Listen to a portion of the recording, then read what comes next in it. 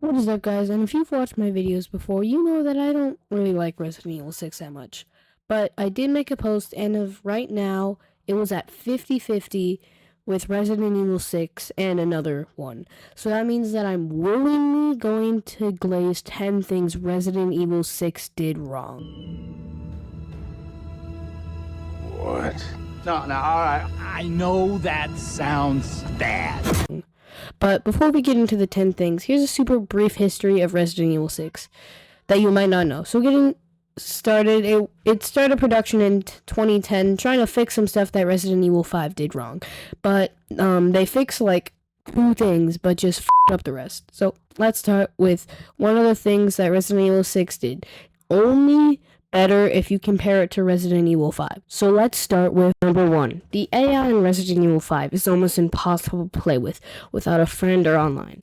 But Resident Evil 6 did do AI better. We're sure it doesn't never die, but it does die a lot less. Plus it has infinite ammo, and mostly only dies like in chase bars, letting you enjoy Resident Evil 6 without hating the AI for almost every part, and hate almost everything else about Resident Evil 6.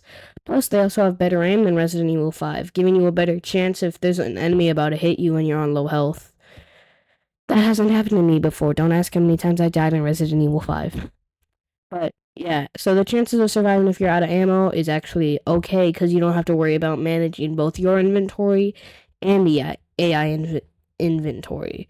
But that's 1 out of 10. So now on to the next thing this 90% game did right. Now, this one's a lot more opinion, or if like you even like this character, than just good. But I think that Ada's campaign was fun, and it was one of the better stories.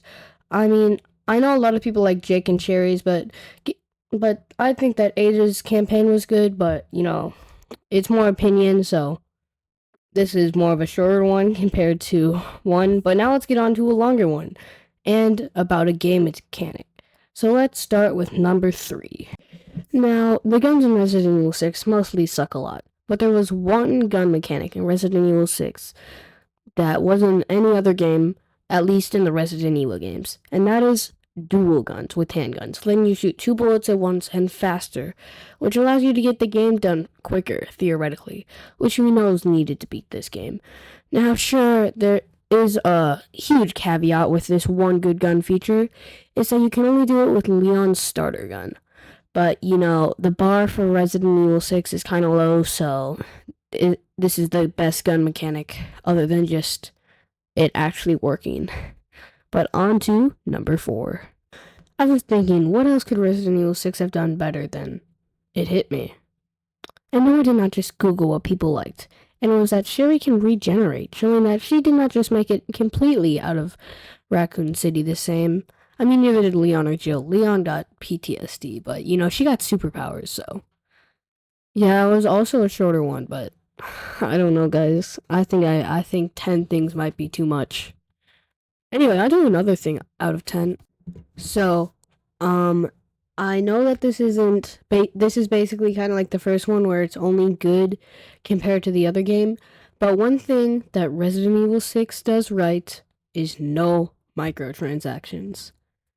I mean, I would like to make this video longer than 3 minutes, but, you know, it's not much to say. Just no microtransactions, so on to the end.